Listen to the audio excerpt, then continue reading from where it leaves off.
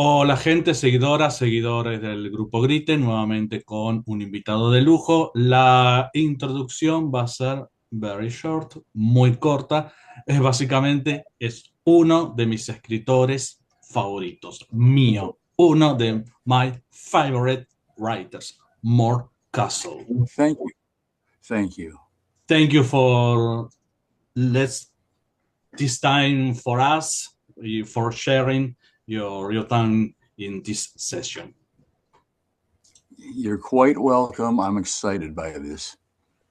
Yes, if I may, I like to say that we will see that more profound when the time comes. But I used to say that if there are a novel more my own humble style, your the strangers is it's the way I the guys know the way I write. It's a little Lovecraftian, but if I You have mean a this book? indeed this is the This is the new crazy. Spanish edition. Yes, Yes. this is the crazy Spanish cover that we Yes. have a question about it. Yes. Mi primera pregunta para Mort Castle es acerca de cuando él comenzó a escribir a mitad de la década de los 70 junto con otros escritores. Es una nueva oleada de escritores que rompen con lo anterior. Y mi pregunta es, básicamente, ¿cuál eran sus propósitos, sus ideas ideológicas y narrativas comenzando a escribir en principio a mitad de los años 70 y cómo se sentía en ese contexto de nuevos escritores, de novedad, de nuevo terror?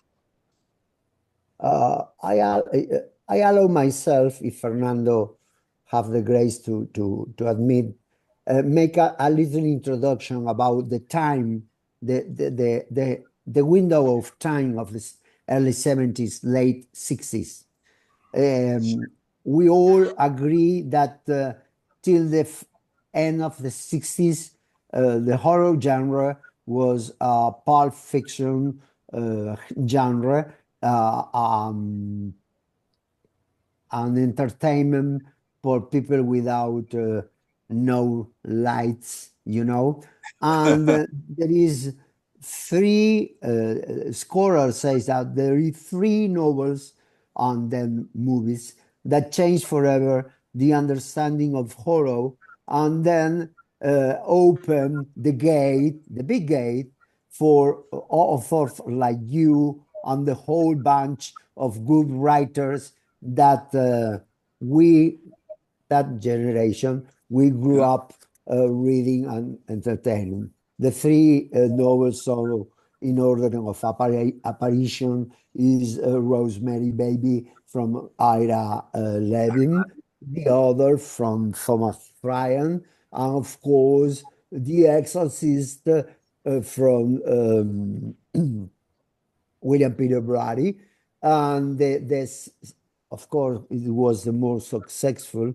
And after that, people understand that the horror is not only a thing that happens outside, a monster, an invader, whatever, from outside there, but the monster is within us because of, Vietnam, the changes of everything. And this is a very good thing that you portrayed in The Strangers. I don't want to go to spoil anything. But so, given that you in a sense, when these gates open, you were there waiting for your time as many, and you make a career and a success. So sorry, Fernando, but I consider to make this explanation for our public, because why is open the door in the 70s. So Fernando said that you began writing horror in the mid-70s, just as a new way of authors was breaking away from the traditional mold. What Yes. were you hoping to achieve in that time? I thought ideology and narratively, how did you feel being part of that avant-garde? It's really interesting because my initial goal, the first thing I wanted to do was pure and simple, see my work in print. And this was a very practical consideration. There were markets for horror stories.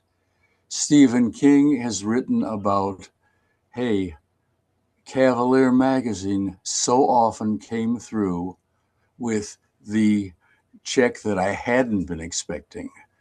And so I did the research that writers do. At the time, we didn't have much in the way of technology.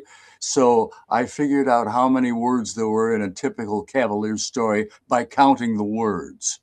And the trick to counting words is turn the manuscript upside down so you don't start reading. Just count. And I did. I said, King is publishing here. And Dennis Etchison, a fine writer, was publishing in Cavalier. I sent a story off to Cavalier. Cavalier was not only very generous in terms of responding quickly and graciously, but they often offered advice about, we like this story, here's what you need to do. It was a men's magazine. It was, in the United States, they were called Dirty Foot magazines. The reason being that some of their models were not heavy users of soap and water, okay? And it was Naked Women magazine, but that did not mean that their fiction had anything to do with sexual content. And so this was where I started writing. I did not take myself seriously. Well, seriously, yes. I set out to be a good craftsman with the written word. It wasn't until the early 80s that some very fine writers, among them the brilliant poet Lucian Strike, one of the guys credited with bringing Zen thought to American writing, started saying, you know, you're writing more than just entertainment. Your stuff has, dare I say it, you could be writing capital A art if you do what art attempts to do. And what does art attempt to do? Art attempts to speak to your brain. It attempts to speak to your heart. And I'm going to go all metaphysical here. It attempts to speak to your soul, whatever that is. And that became my goal. I was an established beginning horror writer. I tried to become an artist by 1984, 1985. And the art of this book, I think, is there. The idea that Richard Matheson wrote about common everyday people Yes. in unusual circumstances. Indeed. Jim Thompson, the brilliant writer of Population 1280 and The Killer Inside Me, gave me an idea about, it's not just the occasional psychopath. What if there were groups of psychopaths lurking next door, excuse me, looking like you, acting like you, being like you, and wanting to wipe you out in the worst possible way? Funny, it was a book that I wasn't displeased with, but it's also a book that's now been around for close to 50 years. Yeah. So I guess it spoke to the frightening part of the head, the frightening part of the heart, the frightened part of the soul. I hope so anyway. Yes, this is the craft of the horror. You have you gave in a phrase a master class of the craft of the horror. Indeed. Thank you. Thank you. Fernando. Craft is very important to me. And in the early stages of my writing, when I'm busy trying to figure out how it is what I'm doing, how does it happen, I wrote a short story that was about fantasy, a story called Alton Moor Where the Dogs Dance. It's a 7-page story, but I counted because I was still using my typewriter, and it took me 200 pages of writing to get those 7 pages. I learned then that the classic story about how do you make a statue of an elephant? Get a great big block of stone, chip away everything that doesn't look like an elephant. And that was it.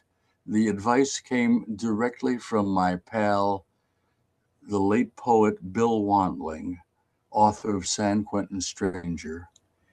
Bill said, here's the secret of editing: cut, cut, cut.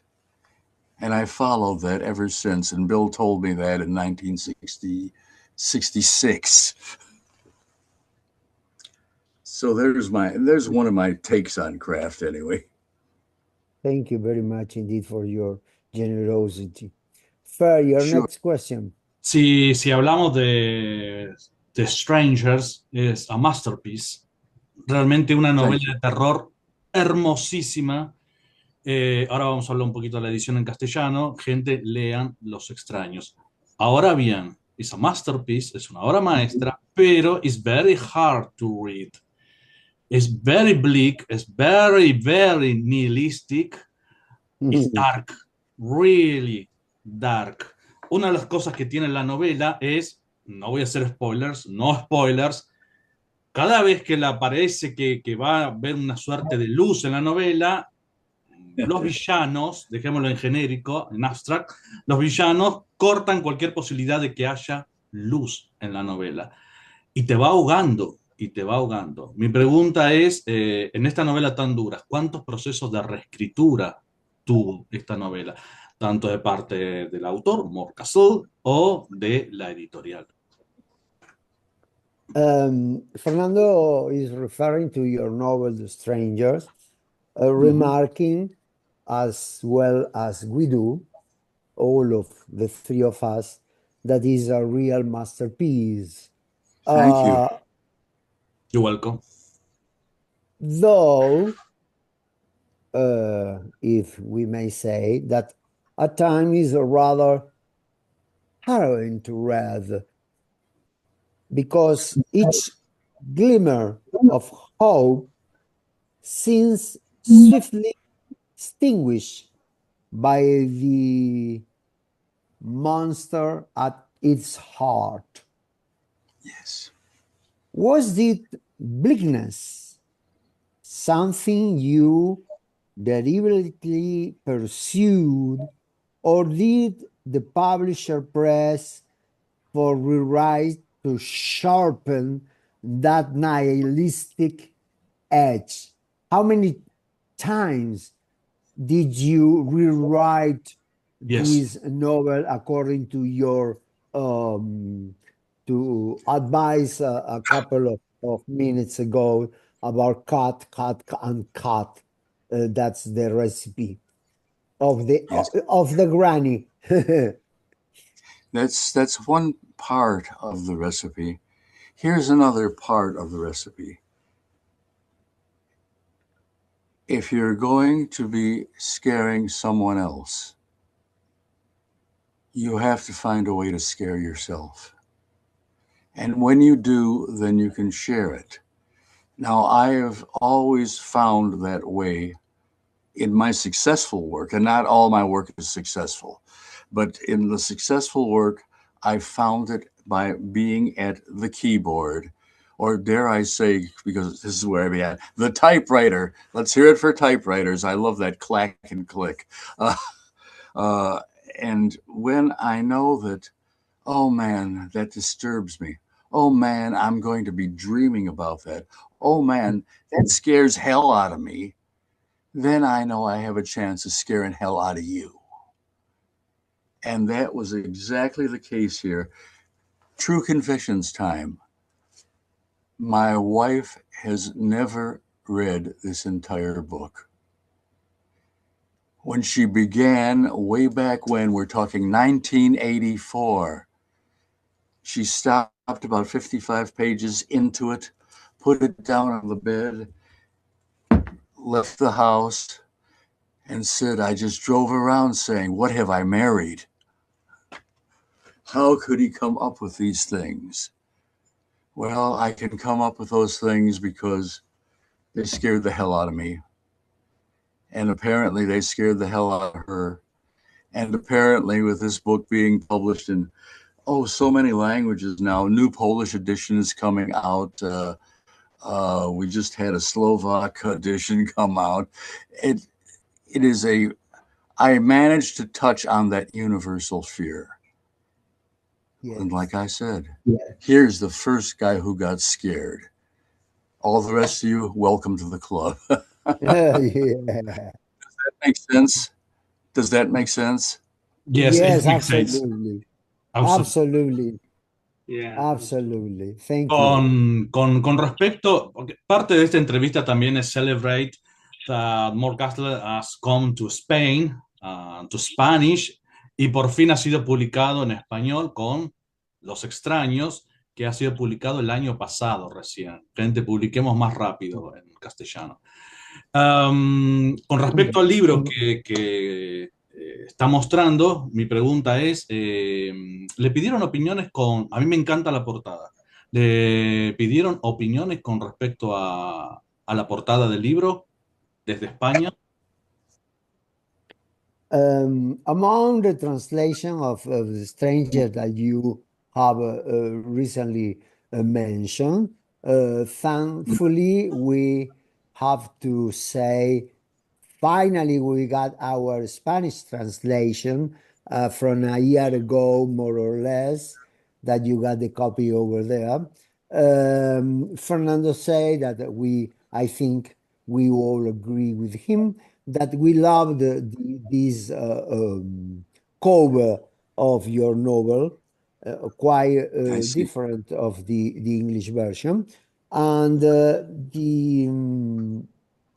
the publisher is Dimensiones Ocultas, that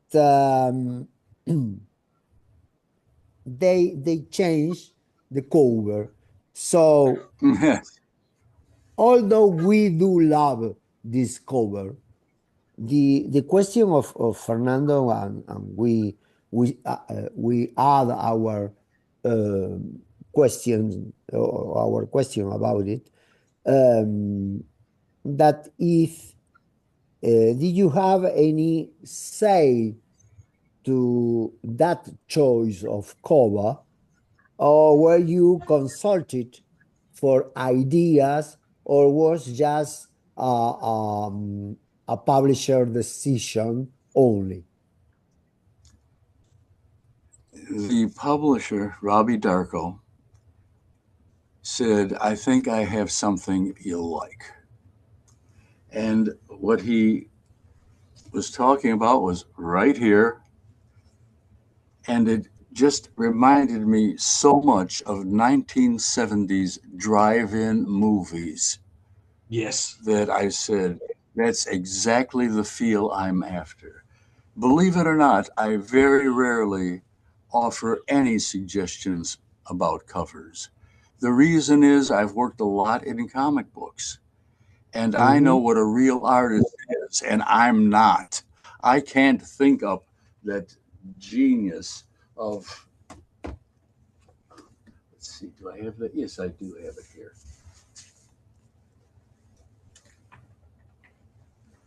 Here's a cover by Wendy Sabercore. I don't know where she first got that vision. I do know that I said, when I saw this, how is it this woman is reading my mind so perfectly? This is what this book is all about. This is about that moment of knowing when to die. And she comes up with this. I consider this a brilliant cover. I've seen some bad covers. The first edition of The Strangers, you could not read the book cover as it sat on the stands. Okay? But when covers are good, here's another one. This is a Vincent Chong cover. He does a lot of the limited editions for Stephen King. And I consider this nothing but brilliant. Could I have come up with it? No. Did I make any suggestion? If I made any suggestion, as I explained to Vincent and a couple other people, look, if I could draw, I'd have been drawing Batman since I was 8 years old, and I'd have been seeing some nice money from DC Comics. As it is, if I draw a stick man, he comes out too round. Okay. So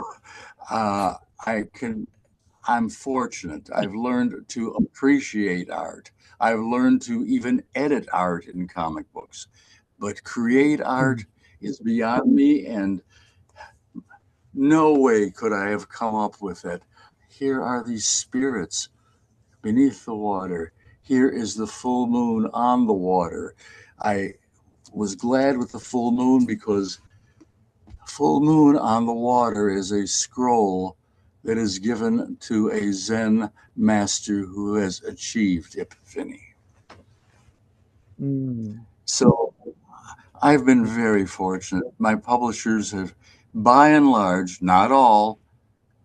I'm not going to go into detail about this one, but it is funny.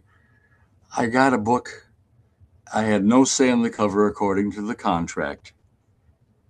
The cover was ugly to the point where it looked like it had been done by a teenager who had flunked a mechanical drawing class. Okay, I later learned that that was because the company was not in business to sell books. It was in business to launder money for the mafia. Oh. So they didn't want books to sell. They wanted them returned to the warehouse, and that was a loss that they could use in the money laundering operation. But that was the only time I could really say, what an ugly cover. And it wasn't just ugly. It was like the cover as much as said, please don't buy me. You don't want this book. No, go away. But that did happen. All the other times, Vincent Chong, brilliant artist. Wendy Sabercore, brilliant artist. This is our tribute book that we did for Ray Bradbury. And this cover by Tom Gauld, who does nothing but genius work. If you don't see him on book covers, you see him in the New Yorker. Yep. So I've been fortunate. People understand both art and commerce. You can sell a book will attract readers. The readers will pick it up because of the cover, and then sometimes they say, wow, I wasn't just attracted to that cover. That cover is something about the book itself. Does that make sense? Absolutely. And Absolutely. let me say, Mr. Castle, that your hypnotism capabilities is advancing to the new question, because Good. Emiliano got a question about this book of Bradbury experience. Dale, Emi. Hacer la pregunta sobre Sí, Bradbury, sí. Emiliano. Yes, Sí, Shadow, sure. Sí, es una recopilación de relatos publicada en 2012, Shadow Show, All New Stories in Celebration of Ray Bradbury, que coeditó Mr. Castle junto a Sam Weller. Mi pregunta es, ¿cómo surgió esta posibilidad de ampliar el universo poético de Bradbury? ¿Cómo fue su experiencia en este proceso? ¿Y qué significa para Mr. Castle Ray Bradbury en relación a la literatura en general? Okay. Emiliano said that in 2012 you co-edited Shadow Show, as you Yes, have already shown us, all new stories in celebration of Ray Bradbury with correct. Sam Weller. How did the project come about, and what does Bradbury, the old Ray, mean to you as a writer?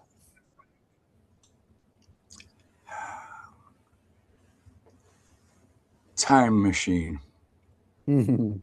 I'm 14 years old. I'm not in school because I have a cold, and I convinced my mother I was really, really very sick, sick, sick. So she took out a book from the library for me, Ray Bradbury's Something Wicked This Way Comes. Oh, dear Lord in heaven. Okay. And here I am, sick kid at home with time to read. And I'm saying, hold on a second, I'm in high school. I'm being told you must read this literature, and this literature is written by people who have been dead for hundreds of years or soon will be dead. Okay? Yes, And it indeed. is boring. It is boring. It is boring. And then I'm reading Bradbury and it's story that wraps all around me and it's magical and pretty good paraphrase. Here's from Something Wicked This Way Come. Once long ago, women in the ice, women like this, women frozen forever. And I'm saying, my heavens, can be an entertaining story and getting to my later realization. It's talking to my brain. It's talking to my heart. My emotions are engaged. It's talking to, yeah, there might be something beyond people in this great big cosmos. There might be some kind of super oversoul. There might well, and Bradbury introduced me to all of it. And I said, if this guy can work this kind of magic, I want to learn how to work that magic. Bradbury was for me the gateway drug to writing, as he's been for so many, as he's been for certainly so many of the people who are in this book. Dan Shawn will tell you the same thing.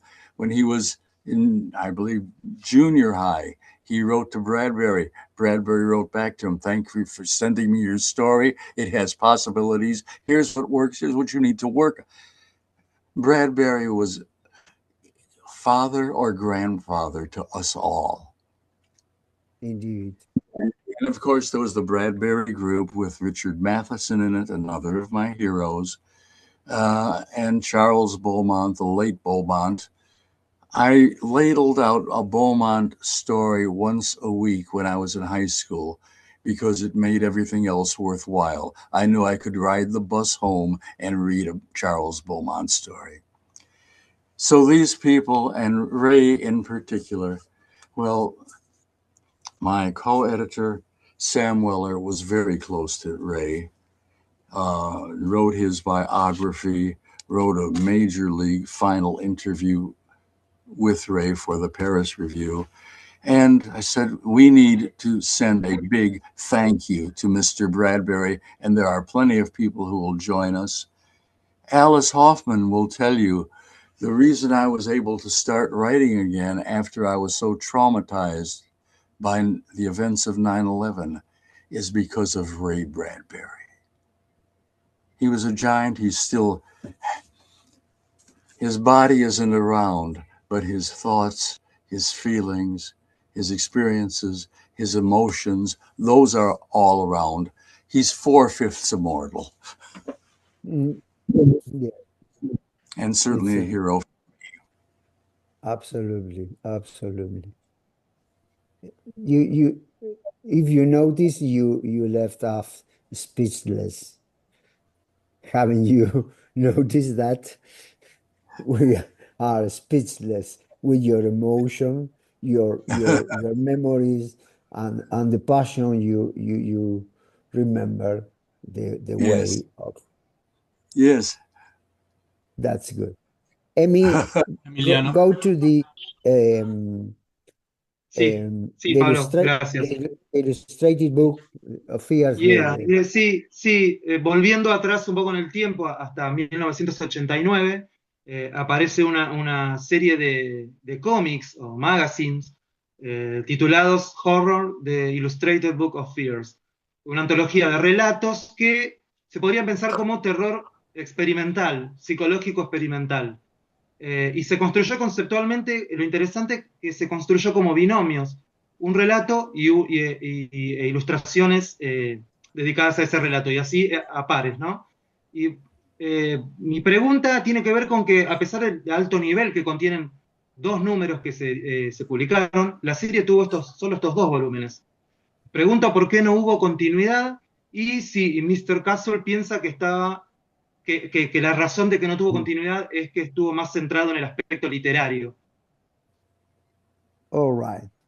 Fernando got a question about back in 1989 when you were part of Hollow, the Illustrated Book of Fears, an Yes. anthology pairing writers and illustrator in what we could say it felt like a experimental psychological horror. Despite its quality, remarkable quality, the series only ran to 2 volumes. Right. Why do you think it didn't continue? I can And tell you that maybe exactly. was it perhaps because it was too focused on the literary side, or what? This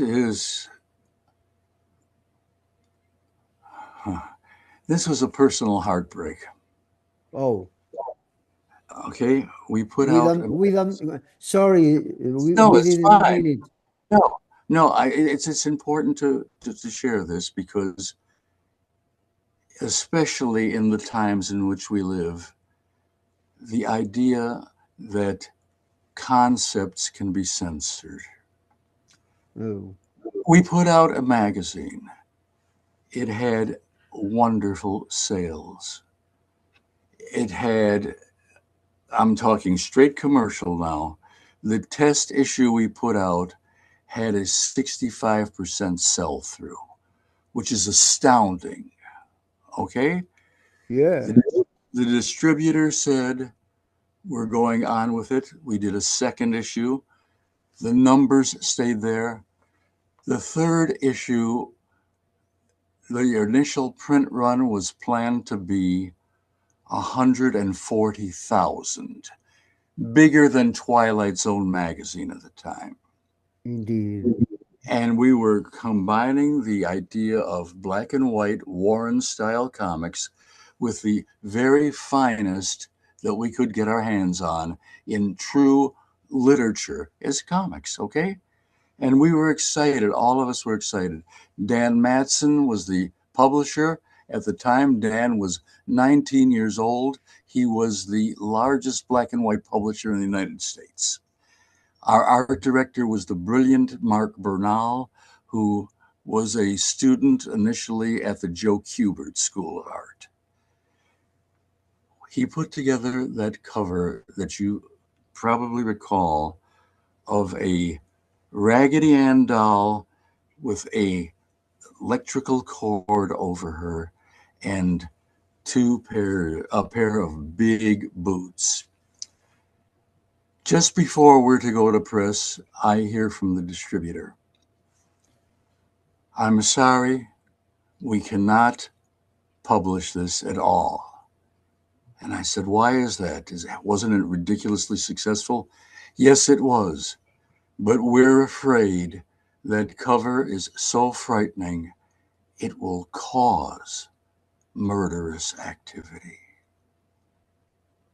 In other words, ideas can be stopped dead because one guy, one of 2 distributors involved, said, we will not handle this. It's all, it could be totally immoral. It could lead to crime. It could lead to, and so that was the end of Horror, the Illustrated Book of Fears. We are so sorry. And the time in which we live, you can't publish that. You can't publish that. That says this. That says that. It's going back to 1955. Yeah. Yes, and the code. Is that a surprise? Is that a surprise for you? please excuse ourselves. We didn't mean no harm. Hardly. But it was quite rare to a really successful magazine that just reached being a success, reaching just the 2 editions, and this is the reason of you say that well, it's speaking much more that the censorship Yes. of the state, of the people thinking, you know, you don't see the fly, you only see the fly after somebody pointed. So that's the There you go. That's right. That's exactly right. And that's what happened with a magazine that we were happy with. The contributors were happy with it, and obviously readers were happy with it. But sometimes you win, sometimes you lose, sometimes you're in the middle ground where you're nowhere. I used to say to students, part of anybody's success is luck. But remember, you will have good luck eventually if you are ready to use it. You will also have bad luck, and there's nothing you can do to stop it. And then the times that drive you crazy are the times between them when there's no luck at all. Yeah. And this was bad luck. Indeed. All right, Emmy. Sí, gracias, Pablo. En consonancia con algunas cuestiones que Mr. Castle mencionaba hace un momento, años después se publica su celebrada colección de relatos Moon on the Water, el año 2000 se publica, y es una colección que muestra un amplio registro, a mi entender, ¿no? de tonos narrativos, perdón. Lo que muestra, bueno, la gran versatilidad de Mr. Castle como escritor. Mi pregunta para él es si piensa que un autor de género debe seguir explorando tonos narrativos, reinventarse a sí mismo, o no, y qué piensa de la idea de seguir una fórmula literaria exitosa y redituable, rendidora. Okay, Emmy referred to another of your remarkable piece of work, the collection Moon on the Water, that you show the cover. Yeah, this one, right. That is in the 2000, and where the story shows an impressive range of tones and styles. Do you feel a genre writer, Emiliano asked, how to keep experimenting and reinventing himself, or is there merit in sticking to a try and true formula? What do you think about it? Keep on track, or just try new experiences?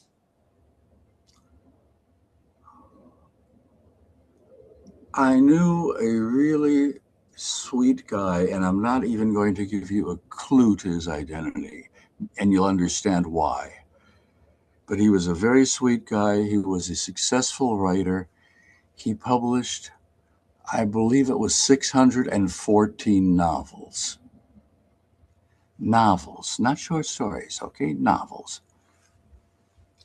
And we were having a few drinks, which of course brings out the truth. And he says to me, Mort, how do you think it feels knowing on my headstone it's going to say he wrote over 600 novels that nobody could remember reading after finishing the last page? He had a formula. He put it in here, turned the crank, and it came out there.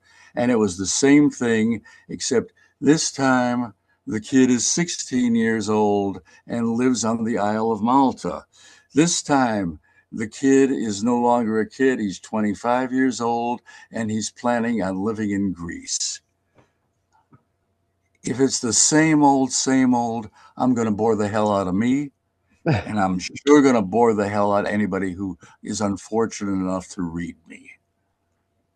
So yes, if I can't do something new, I'm not going to do anything. And yeah, and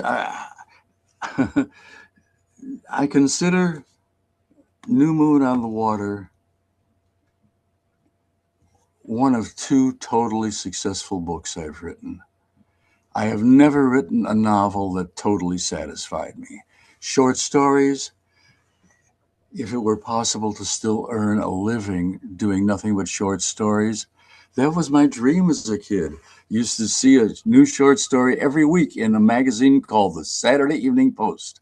Someday I dreamed of having one of my short stories in the weekly Saturday Evening Post once a week. Never made that one, but okay, one more bucket list. But more or less, kinda. Thank you, sir. Fer.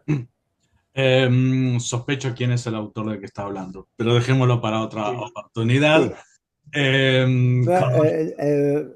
Fernando said that he is suspicious about the writer you are talking about, but let's put a blanket over the whole thing, and let's go to the new question. Sure. Mort Castle es un maestro en la novelística, pero también es un maestro en un arte que a mí me encanta personalmente, que es The Short Story with a Twist. Un pequeño twist at the end que hace que la historia se resignifique, un pequeño giro hacia el final que hace que la historia se resignifique. Por ejemplo, If You Take My Hand, My Son, Healers, varias historias de él, tiene ese pequeño twist.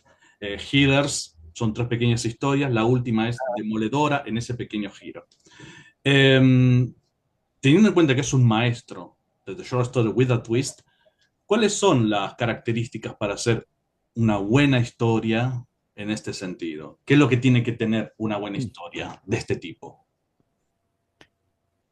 You just say that your aspiration was to nail a short story every in the Sunday Evening Post or whatever.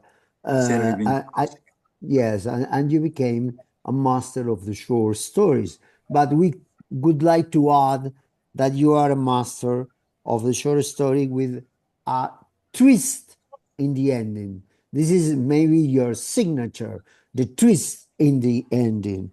It comes to our mind pieces like If You Take My Hand, My Son, and Healers, and so on, that where these twists reshape the whole reading that of the short story. And to mastery this kind of short story and insert a twist in the last paragraph or in the last part of the story, it requires the really art of craftsman. So what draws, say Fernando, what draws you to that form, and what do you consider essential for such brief but powerful storytelling? One, I go back to the cut rule. I'm not satisfied with a story unless I know that every word in it contributes to the story. I don't want to ever be accused rightly of taking a bicycle pump and pumping up a story. If it's a 10-page story, it's meant to be a 10-page story. 2, the sting in the tail. When I see the writers that I so admire, Mr. Edgar Allan Poe, thank you very much for laying down the ground rules. John Collier, I don't know how you did it every time out, but you did it every time out. Stephen King has a brilliant ability to come up with a memorable last line that you will walk away thinking about for the next 6 months of your life, and then it'll pop up every so often, rarely on its own. I want memorable fiction, and the way to get memorable fiction is to make it as condensed as a hand grenade, so that when you throw the hand grenade, somebody catches it and then it goes off. And that's what I'm after. Raymond Carver, I'm very pleased. One of my Polish reviewers said, Mort Castle's short stories are for readers of Stephen King and Raymond Carver. I think he got exactly what I'm attempting to do. Or you must remember this. Does that make sense? Yes. I taking notes, sir. I'm back in the school. I'm taking notes. But yes. So I mean, I'm very happy with, I guess I'm just a liar is what it is. And I'm very happy to find when I'm talking with you guys, you've read my stuff. You understand what I'm doing. absolutely, we did.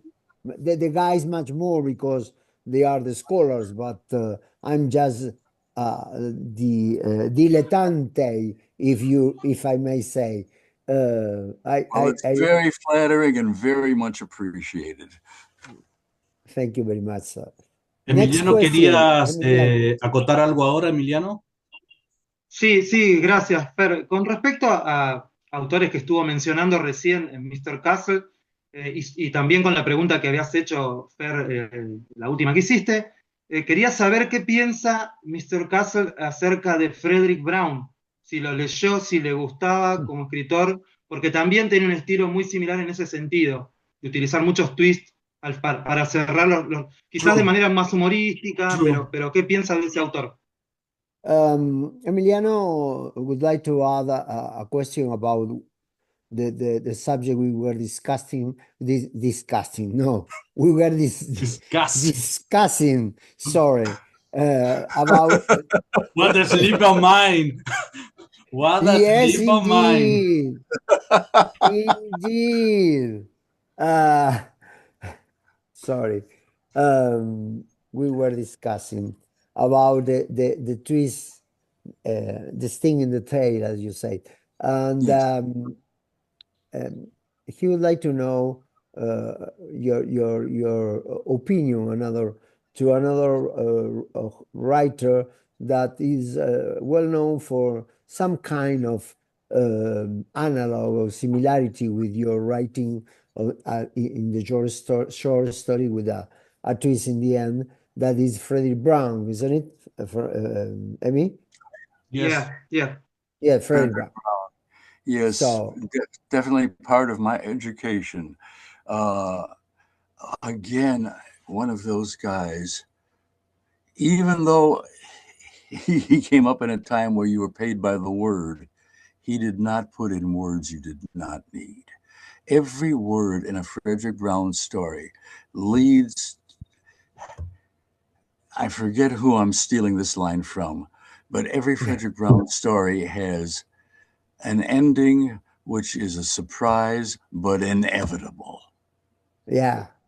And I mean, that is a goal that he established in his work. And that's the thing. I play guitar. I've stolen one lick from a guy named Bucka White. the late blues player Josh White was kind enough to show me a couple of things. Writers, we all steal from those who came before us. And we're fortunate. So many of them really had it together.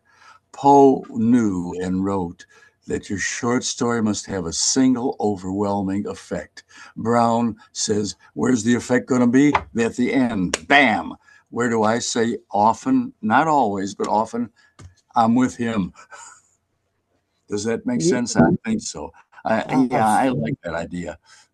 Yes, you finish one as a reader. You finish the last sentence and you start to spinning on yourself, saying, Yes. "No kidding, get out of here! You cannot do that." But yes, you did it, and you nailed it. So yeah, you mentioned the story, If You Take My Hand, My Son. yeah, And I introduced that to a beginning writer who happened to be a minister. And she said, I read it, and when I came to that final sentence, I had to throw the book across the room because it was all set up right, but bam, it hit me, and it's so negative and it's so down. Well, yes, single overwhelming effect, says Mr. Poe. And if I achieve that, thanks, Poe, you gave me a guideline. indeed, indeed. Well, Hablemos, Emiliano, hablemos entonces vos. un poco de, porque nos salteamos una, Pablo. Perdón, sí. Hablemos un poco de la siguiente novela de Mort Castle, que es Cursed Be the Child, que es diferente a The Strangers, pero tiene elementos comunicantes. Uno de ellos, el más importante, es la alienación humana. Lean esa novela también, no está en español, pero léanla. Y una de las cosas importantes es la idea de alienación, al punto de que Vicky, la protagonista, en un momento dice, esta gente que me rodea, y está hablando del marido y la hija, son extraños. Porque esa recurrencia al humano o a la humanidad alienada en la prosa de Mort Castle. Yes, Fernando refer to your novel Cursed Be the Child, that it could be said that in some way is much more conventional than The Strangers. Mm-hmm. Yet, both explore the human alienation. Vicky, one of the main characters, for example, refers to her own family as strangers. So Fernando asked, why this recurring focus in human alienation? Is something that you are looking for, you try to remark, or is just something that happens when the time when your character take his own life and start to act as not a character but a human being? This is interesting because quite a few years ago, a reporter for the Chicago Sun-Times, a guy by the name of Roy Campbell, said, I've read a lot of your short stories. Many of them deal with a reconciliation between a father and a son. And I sat there saying, by heavens, you're right. I did not realize it, but he pointed out, he had a list, 13 stories. And at the time, I'd only published maybe 50 stories altogether, but 13 of them dealt with that.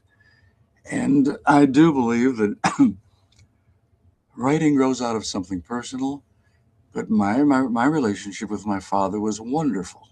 Mm-hmm. I have no idea where this came from. I have no idea. Alienation, alienation is part and parcel of the human experience, but to say I'm going to sit down and make that a theme here, no, it's almost as though, okay, Aesop, let's have another fable and make this one about too much greed. How about this one? Make it about hubris. No, I start, a character fascinates me, and I go from there. Certainly for Cursed Be the Child, much of it deals with Romany peoples, and they are alienated from society. Absolutely. And they fascinated me. And the main reason I was so involved was that wonderful book by Jan Yours, the guy from the Netherlands. My wife gave it to me. And it was the story of every year, this 12-year, well, he started when he was 12 years old. The gypsies came through his town and he ran off with them. And I'm saying, wow, this is fascinating material. And lo and behold, everything else grew from that. Alienation? No, but they are a people much alienated in the broad spectrum of society. Yes, it's interesting because one of the main what the scholar says, and even the same sorry for my flu, my cough, Sigmund Freud, the idea of horror, the ominous, is the alienation of the familiar. Alien is the stranger. Once again, alien is in Latin the alter, the other. So when give me a second. Excuse me. When Here somebody you go. Take this. Oh, thank you. Thank you very much. When someone, much more if it is familiar, becomes another, an alien, and Yes. that's the when you, as the book you read of the good Ray, something is gonna. That's so interesting. The new Polish edition of The Strangers, the title that's on it is translated Alien Time. See, daisies. I love Polish readers. I love Spanish readers. People, you guys really read. Oh, well, I don't know the rest of the people in our country, but I can pinky swear that these two guys over here read like crazies, and me myself, well, I try to follow. I follow the lead of my friends over here. Emiliano, I think we left a question about the seventh word of yours, the seventh question that about the visual writer of the influence as a writer and of comic. Do you have this in your Sí, la mind? podemos hacer. Dale, Would you hacela, like? Emiliano. Sí.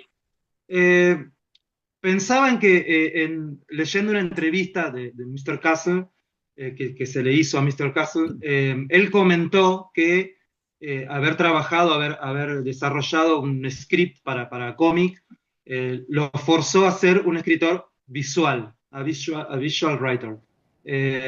Mi pregunta es, en cuanto a su obra literaria, si él nos pudiera decir cuánto peso tiene para él visualizar un marco o un contexto antes de escribir o de desarrollar una idea.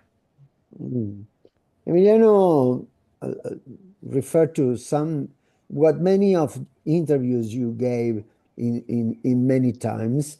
You said that the writing comics forces you to be a visual writer.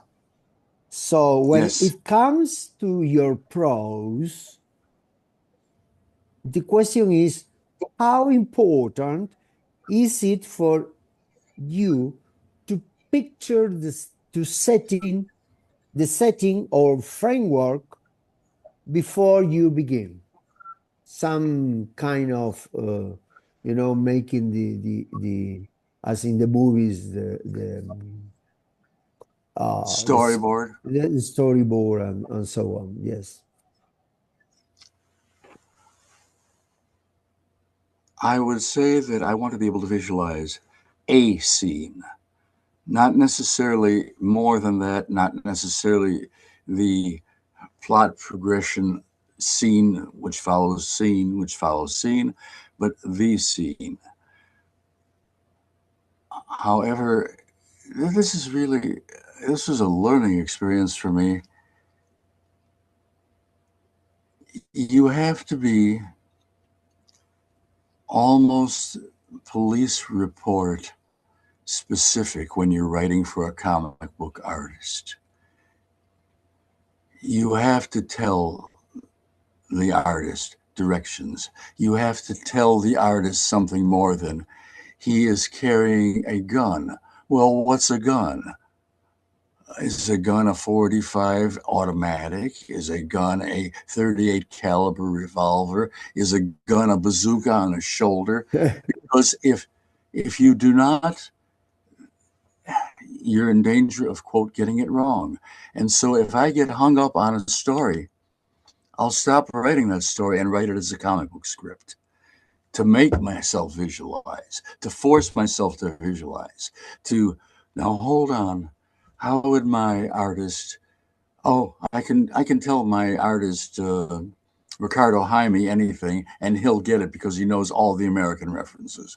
But if I'm working with a guy out of Indonesia, I'd better tell him exactly what that bicycle the 13-year-old kid is riding in 1979. What kind of seat does it have? What are the handles on it? All the way. Once upon a time, I dared to use the metaphor with, he was a real bull in a china shop. And what the comic book artist drew was a bull walking into a china shop. Okay, so it must be exact. I had another one who was not real, very modern young man. I said, here they are, they're rioting and they're pulling up paving stones and hurling them at the police. And I get, what's a paving stone? Oh, dear Lord. You see how comic book writing forces you to be exact, to be specific. Police reporters, newspaper reporters tend to be great comic book writers and often great fiction writers. There's a reason Benjamin Percy has a newspaper background. There's a reason Lauren D. Esselman, the guy who wrote Sherlock Holmes versus Dracula, has a fine newspaper background. They understand the importance of the detail. Dan Shawn, he's another. Yeah, indeed. Okay, next question, Emiliano.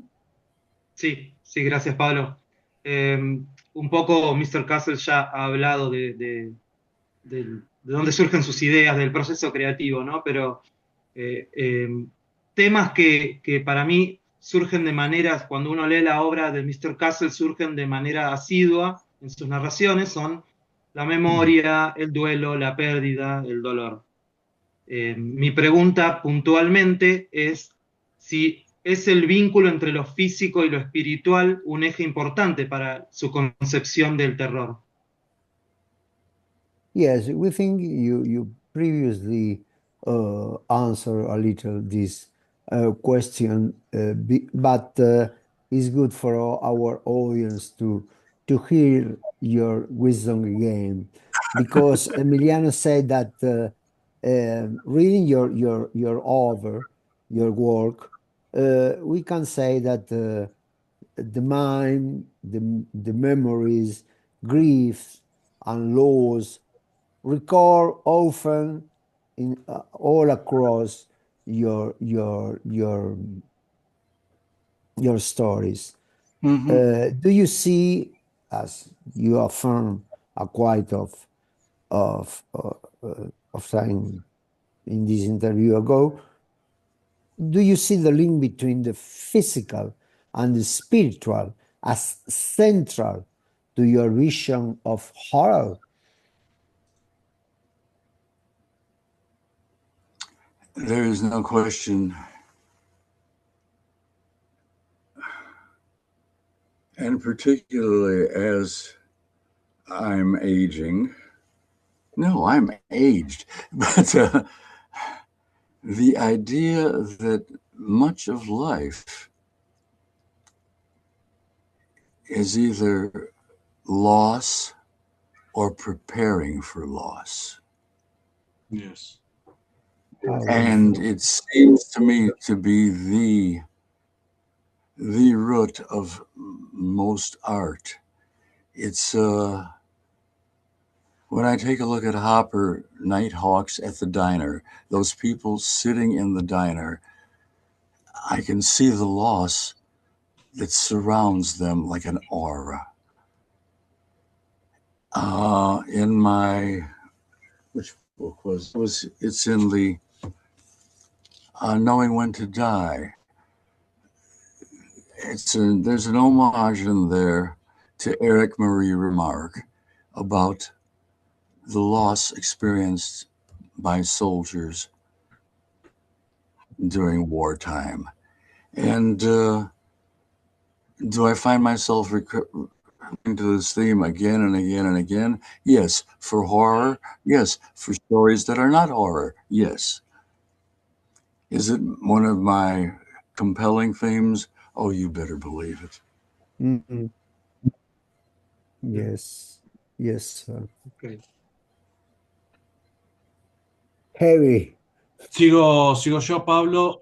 Sí. Muchos escritores escriben, les encanta escribir historias, stories within stories, historias dentro de historias. Mort Castle no tanto, no hace eso, hace algo mucho más difícil, algo mucho más sutil, que es en sus historias apunta a otra historia que está escondida y que no termina de decirla, y que siempre son historias negrísimas, very dark stories. Y solamente is a hint about that story. Por ejemplo, Pop is Real Smart es acerca de un chico que tiene muchos celos del hermanito que acaba de nacer. No importa cómo termina, lean la historia. Y en un momento se menciona que él envidia a un compañerito que tiene un hermanito también, y que ese compañerito le deja golpear y ejercer violencia con el hermano. Pero no es el centro de la historia, simplemente es algo ahí.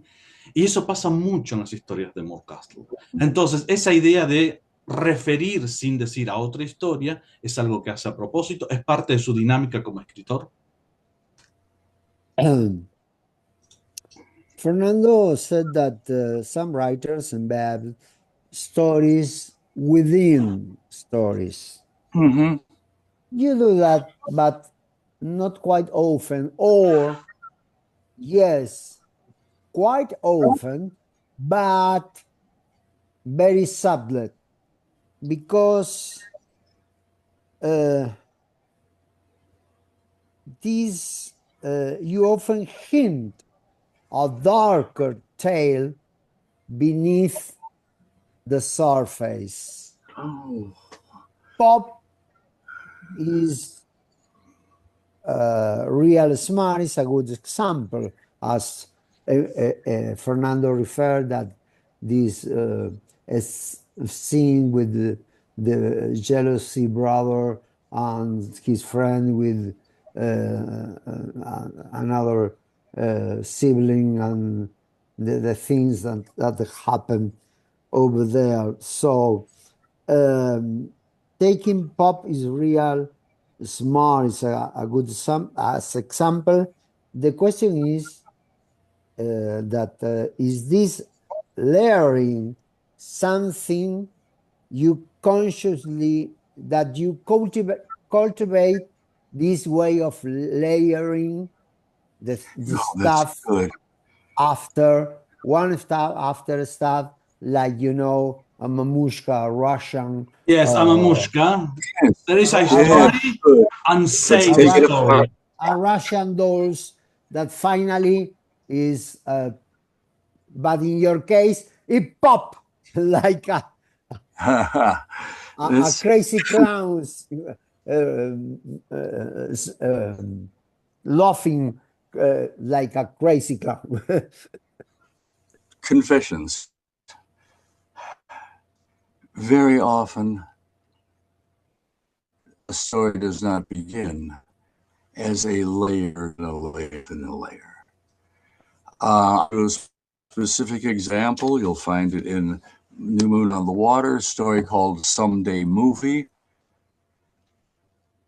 I tried a dozen different approaches to that story until I realized, hold on, we've got to have a narrator remembering this story, and that will make it work. But that was another one of those. The story wound up, I think, 15, 16 typed pages, but I wrote 200 pages to get it because I threw away, no, this is wrong. This feels wrong. This feels, no, there's more depth here. How can you approach it? How can you dig out that material and put it in and keep it subtle and keep it speaking to the main character, and as it speaks to the main character, the story speaks also to the reader. So I often, so much of the stuff that I do consider successful, and it's short stories, not novels, but the short stories that I consider successful come from experimenting. Let's see what happens if I try this, because this isn't working. This isn't working. This isn't working. I love doing the layers. I love trusting the reader to come up with, oh, he's going to get this reference. If you read my World War I story, The Good Luck of, I forget what the title is, but you're going to get the reference to All Quiet on the Western Front. When the two soldiers, the French and the German soldier killing the French soldier, they actually become good friends, and the dead French soldier leads too. But I'm counting on, where's the layer coming from? The reader brings it. That's one of the things I used to press in classroom. Yeah. When you can trust your reader, then you are really writing. You don't have to explain that, ouch, he yelled, he was in pain. We're going to get it when we hear him yell. Trust the reader. It's a hard. It's another old granny recipe. In your case, please, I'm saying with the whole respect, all pops recipe. Amy got a question that I'm particularly, and Fernando, I think so, about your. Go, make the question and after ask the question, and then we discuss with Mr. Castle about the thing. Hacer la pregunta 13, Emiliano. Sí, no sé qué tan trascendente fue para su trayectoria, Pablo, pero bueno, vamos a hacerle esta pregunta. La 12. Sí, la pregunta que tenemos, que sigue. Figura en su biografía que entre otros trabajos que ha tenido en su carrera, en su vida, Mr. Castle ha trabajado como stage hypnotist. Mi pregunta sería, ¿qué elementos de esta experiencia podría decir que se han visto reflejados en sus historias, sus escritos? Yes. According to some biographies, they say that you work as stage hypnotist. Yes. So have elements of that experience found their way into your fiction? Asked Amy. Sí, es la pregunta, sí. ¿Cómo esa experiencia como hipnotista, si es que Sí, aparte de esa experiencia, ha entrado dentro de su ficción? gracias, Ferrer. Okay. A good short story is a totally enveloping dream. While you are in it, you are not questioning its credibility. You are living it. You are experiencing it through the power of words. The hypnotic experience is a all-enveloping experience of focused concentration that the hypnotist brings to you. You are, in fact, hypnotized when you're reading something worthwhile. And if you think not, remember being a young kid and telling your mother, "No, I didn't hear you. I was reading." Of course you didn't hear her. You were in that reading world. You were hypnotized by that book. I called you 3 times. You could have called all day and night and added a siren, and I still wouldn't have heard you because the book had me. A writer is a hypnotist. Jerry Williamson, who was very, very kind to me and very helpful,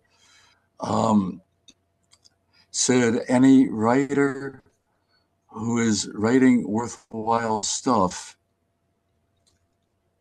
ought to be automatically given a degree in psychology. He understands how to get to people and put them elsewhere. And I like that. I think that's right. So yeah, sometimes I was a stage hypnotist. We had some fun, things like that. But when I'm at my best, then I've created a hypnotic experience for you. And when I'm at my worst, it's, no, this is baloney. This is foolish. This is not credible. Does that make sense? Yes, perfect. Absolutely. Sí, Fer, sí. ¿no? Emiliano, last question. Pablo, sí, I'm going with my last question. Sure.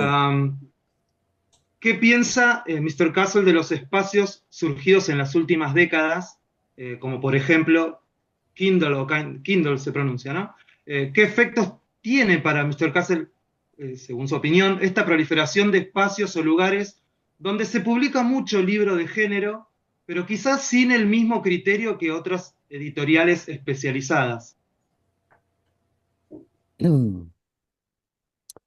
Emiliano would like to know what is your view of platforms like Kindle, where genre work proliferates sometimes without the careful curation of specialist publishers, because they are self-publication and there is nobody reading behind but mama and papa and saying, keep going, son, you are doing well. And what do you think about it? Years back, all the writing magazines used to feature advertisements from vanity publishers. Are you familiar with the term? Yes. Yeah. You pay to be published, yes. At the time, it was,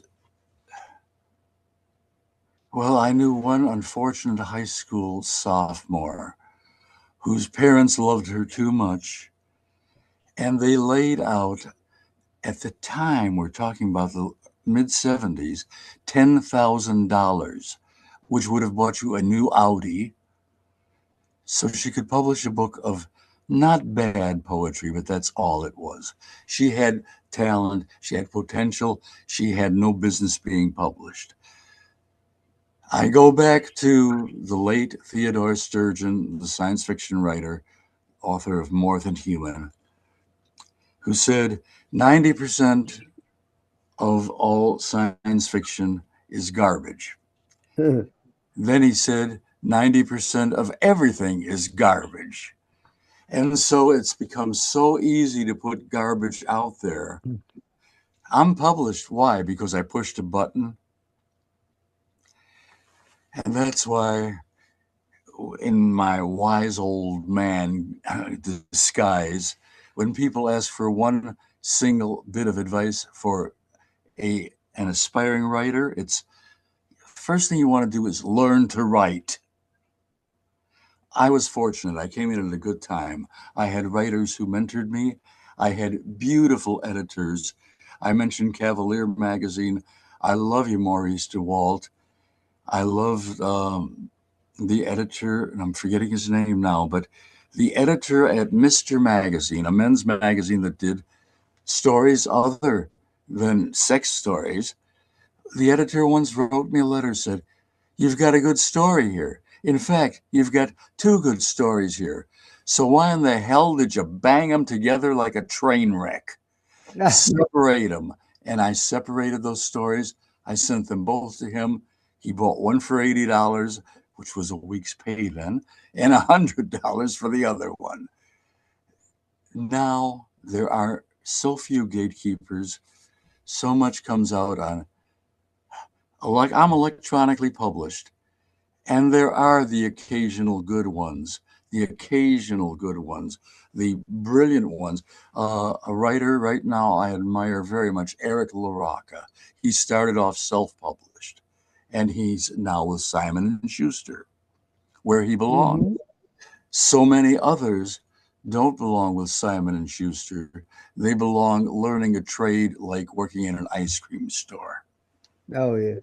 Because they're lazy. They don't do the work. And it takes work. It takes work. If it ever becomes easy for me, I'll know I'm doing it wrong. No. It's all right. I couldn't agree more. This is my own personal opinion. Yes.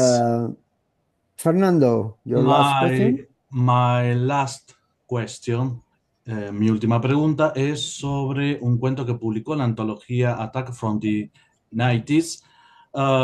Es una antología que básicamente lo que hace es tratar de recrear el estilo de escritura y los tropos de la década de 1980. Mort Castle tiene un cuento en esa antología que, según la gente de Goodreads, es el mejor cuento de la antología, pero dejemos eso de lado. Y mi pregunta es, para terminar, para cerrar y agradeciendo el tiempo, ¿qué ha cambiado de la literatura de terror de cuando empezó a escribir hasta hoy?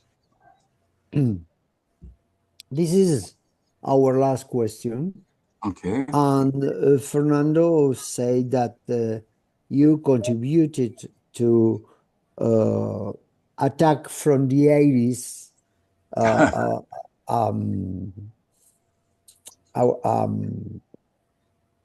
work of 2021, which revisits the decades, culture, and narrative of the 80s. So the question is, how do you think horror has changed from that 80s to today?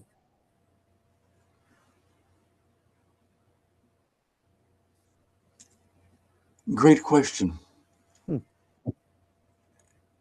Because despite all the different stage settings,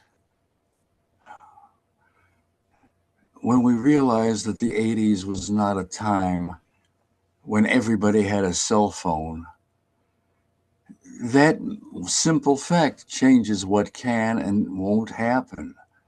Okay? But and this is what I maintain for sure.